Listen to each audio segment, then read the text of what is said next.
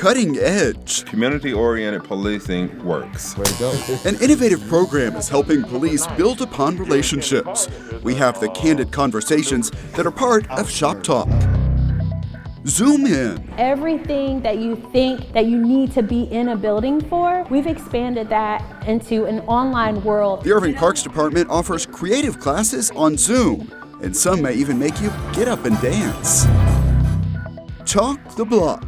My mom is gonna get mad if I get too much chalk on me. See the art, the decorated sidewalks and driveways across the city, all to celebrate summer. Plus, looking back as we prepare for a virtual 4th of July celebration. Now on City Source.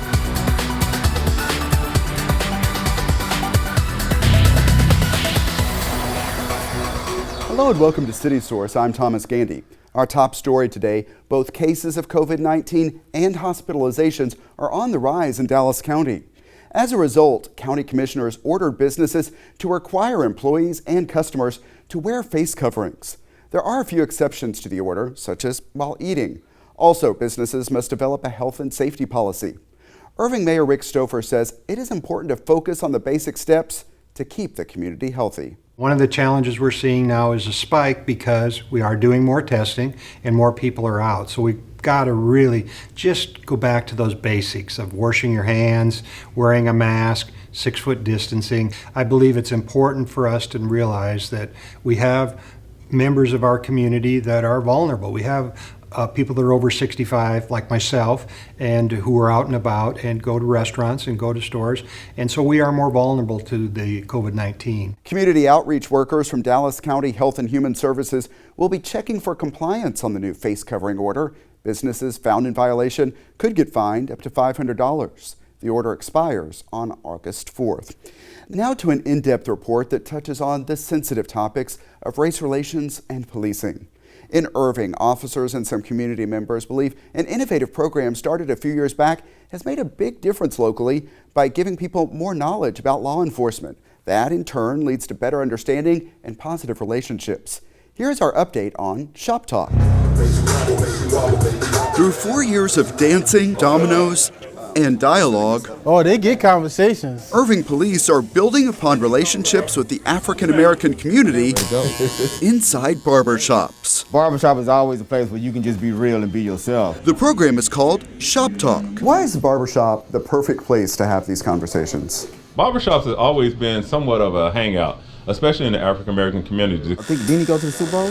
While sports are always a dominant topic, today the conversation is a lot more serious. Yeah, today is a little bit more serious. We visited 5-Star Cuts and Valley Ranch in the days after the murder of George Floyd and other cases put law enforcement across the country under scrutiny. So, why is it that so many people still get shot by the police?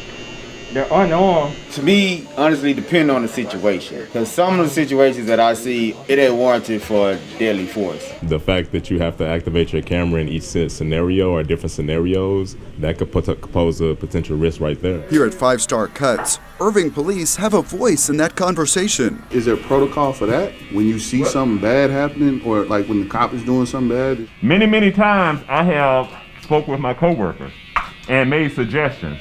And it's like, yeah, that's a good idea. Let's sit them up.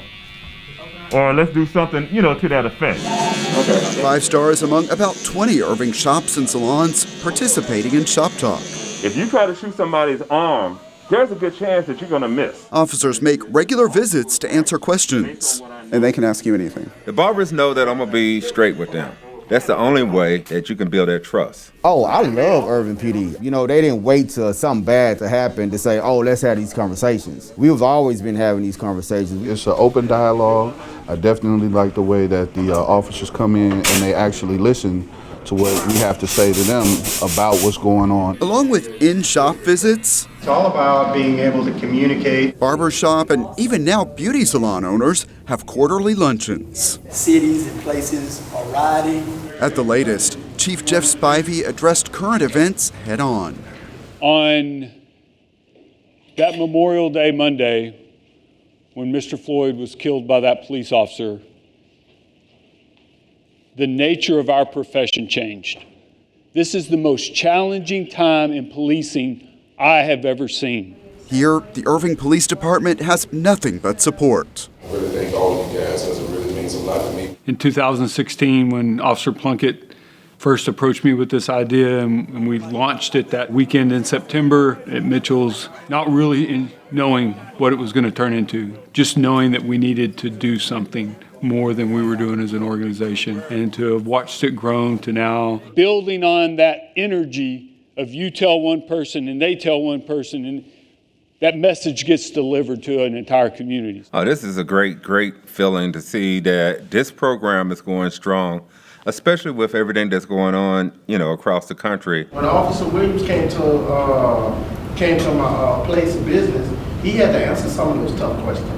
I think having open lines of communication is important. I think, I can say for me personally as an officer, it energizes me and refreshes me. But when he came, he actually brought a slab of ribs that he had smoked. And I can go in there and, we're friends and we just talk, and it kind of re-energizes me to get back out there. As we have heard over the years, the meetings can't be awkward when police first arrive. Oh, who got caught up today? Initially, I was like, what's going on? I was nervous. I'll be real.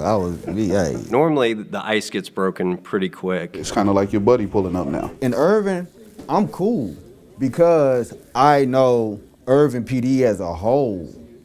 I know Chief Fire don't play. They often find that they have more in common than they first realized. You want to feel safe, they want to feel safe. Shop Talk's progress gained the attention of the U.S. Justice Department, which honored Officer Plunkett in Washington. Community-oriented policing works.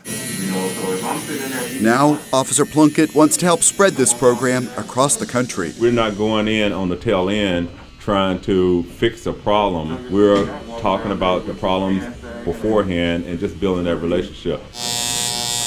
It is a bonus of knowledge, understanding, and stronger relationships that comes with a cut here at 5 Star and other Irving barbershops. Next time on City Source, find out how the program has expanded. You heard me make a brief mention of it in the story, but we are going to hear from a salon owner with a survival story to share from a time when she lived in Grand Prairie. As I was leaving my home, I was attacked by the rapist, and he pushed me in my home. Find out how Irving police officers helped empower her with new skills and knowledge after that attack. That is next time on City Source. Meanwhile, we still have more to come today. Let's switch the focus to how some people are learning new skills and having fun during this pandemic without ever leaving their homes. The Irving Parks Department offers a selection of classes on Zoom, and they cater to all ages. Take a look. Good morning. How you been, Miss Nell? Am I there? Yes, you are. Hi, my name is Andrea Diaz. I'm a recreational specialist at Heritage Senior Center, and I'm about to start a stretch and tone class. Oh, it's you again. Hi, Stella. Hi, John. Good to see you. How did that idea all come about to do the Zoom classes? Well, we wanted to stay engaged. I think that's the mission and goal of the Parks Department. It's important that we keep the residents active and a part of what we have going on. A lot of our seniors love it. We're so community-based. This whole center is filled with them during the morning, so not having that is just really, really sad. So right now, this is the way that we cope with it. Everybody has fun during the class. Park Center and trees. It was just amazing to me just to see the talent that we have. And this unique time has brought about a chance to see those hidden talents in our staff, and they are just ready to show it. Today, I want to just share a simple recipe with y'all to bake some chocolate chip cookies. Oh my gosh, my slime is coming together. The cilantro, it improves digestion, helps with blood pressure. 2, 1, good. There are some creative ones out there. Oh, definitely. We've done anything from cooking. We've had HIIT classes, which is an exercise form. We've even had Friday dance parties. It's not unusual to be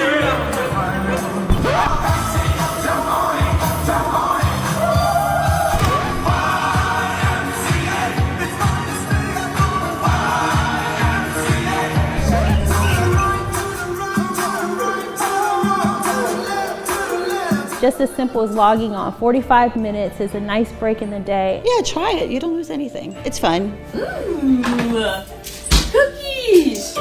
Yeah, and a reminder that if you do want to visit open recreation and aquatic centers in person, you must first reserve time through ActiveNet. Find that at cityofirving.org/IrvingRec. People made some colorful additions to Irving sidewalks to celebrate summer. Check out some of the highlights of Chalk the Block.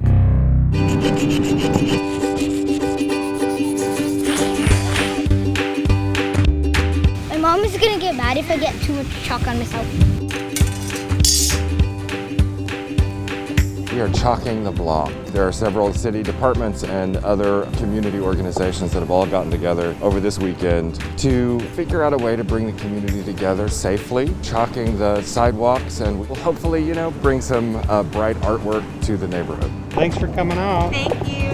Yeah, I think it's a great event. It's a nice, safe way to get out and be able to do something, and everyone gets to use their own creativity and create whatever they want.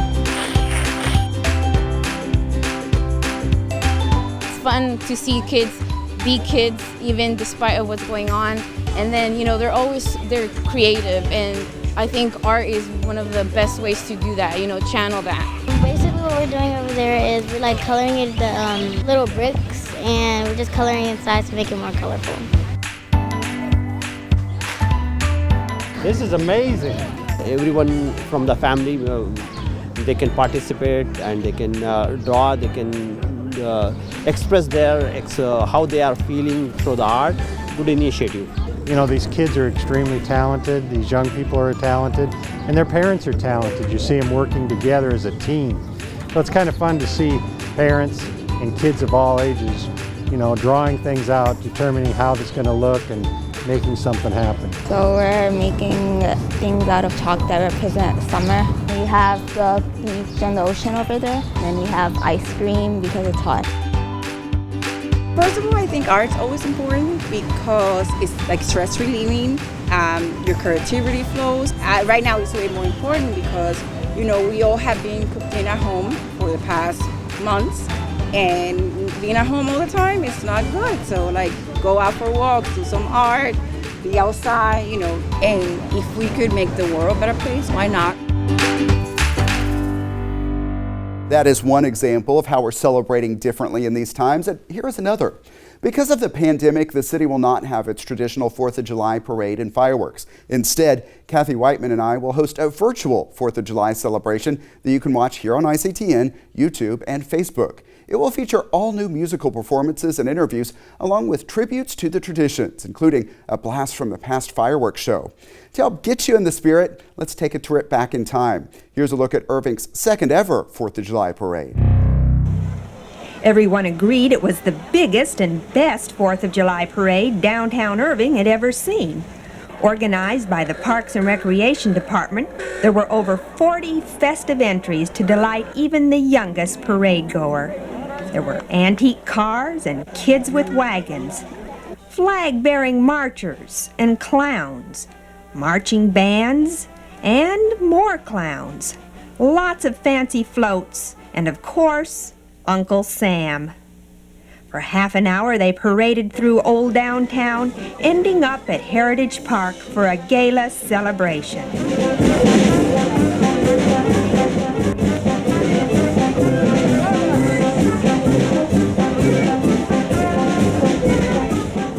Irving's history, and in this site that we stand on, this is a special day in our heritage. We ran into Councilman Roy Brown and asked him what he thought of the day's festivities. This is the biggest one I've seen. I think the park has had more to do with the parade size and the people coming down than anything else. So you think that Heritage Park is one of the keys that made this such a successful year? I sure do. I really do. Matter of fact, I just got word that they canceled the Macy's parade in New York on TV and they're showing ours. Nancy, what do you feel this does for this city?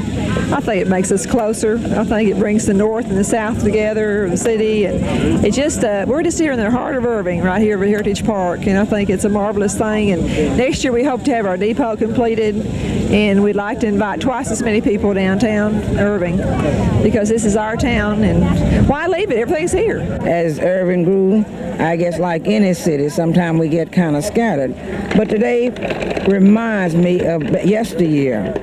We are coming back together now. and be one big happy family.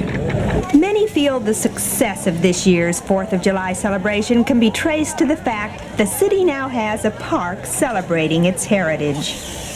Although Heritage Park is only 1 year old, the historic structures collected here earned it the coveted historic marker given by the Dallas County Historic Commission and unveiled at the 4th ceremony. For members of the Irving Heritage Society who have pushed for the park, it was a happy day indeed. Carol, what did you think of today's parade? Oh, I thought it was wonderful. The response was just great, and it was a lot bigger and better, and we hope even next year it will be bigger. What do you think it does for the city of Irving? Well, it draws people together, working together, and it's a lot of fun, and this is an old-fashioned patriotic day. What role do you think Heritage Park plays in all this? Well, I think it's a gathering point now for all these type of activities, and I hope to see this park used a lot more for, community spirit. What is in the works of plans to keep working on the park? Oh, by 1988 we hope to have this completed. The depot should be completed this year. We're going to be raising money to get the Castor cabin up, and I'm also working on getting a railroad car. I'm still working on that, and railroad track, and I hope to have that done by 88.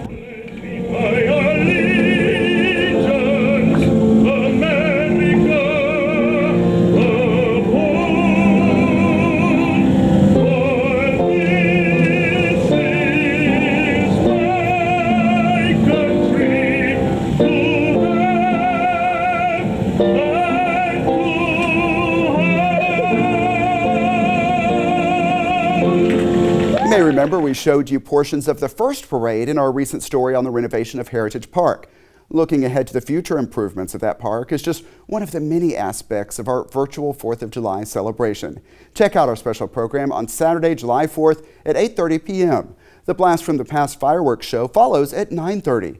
Watch it here on ICTN or on the city's YouTube and Facebook. Now it's time for our Pets of the Week. First up, Cher. That's S-H-A-R-E, not like the singer Cher. The team at the DFW Humane Society says she loves everyone she meets and is good with other pets. Cher is 2 years old and is looking for a home where she can enjoy long runs or walks, and also a nice lap to curl up in afterwards. Next up is 4-year-old Luna. She's a friendly girl who loves people and playing fetch. She will need to be your only pet because she does not like other animals. She will also require your full attention on walks to make sure she does not get loose. Keeping that special guidance in mind, the Humane Society says she has a lot of love to give. Finally this week, it's Cinnamon. This little girl has been through a lot in her 10 months. She went into a city shelter twice as a stray, and her owners reclaimed her both times. The third time, she was found with a broken leg, and her owner said they did not want her back. The DFW Humane Society rescued her, and they used donations to the Guardian Angel Fund to get that badly injured leg amputated. Even though she's still recovering, she's getting around well and jumping up to give kisses. Cinnamon has a lot of joy to share, perhaps with your family.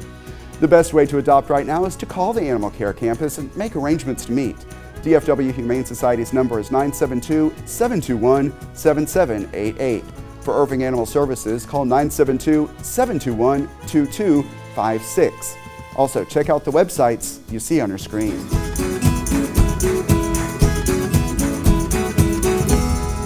Next time on City Source, we'll have part 2 of our special series on Shop Talk and introduce you to a salon owner who is benefiting from this police program. Remember, you can always email us your thoughts on our stories. The address is ictn@cityofirving.org. And find us on our YouTube channel. That's youtube.com/thecityofirving. Subscribe and you can get notifications when we upload new videos. And that's it for this edition of City Source. Thanks for watching, stay healthy, and we'll see you next time.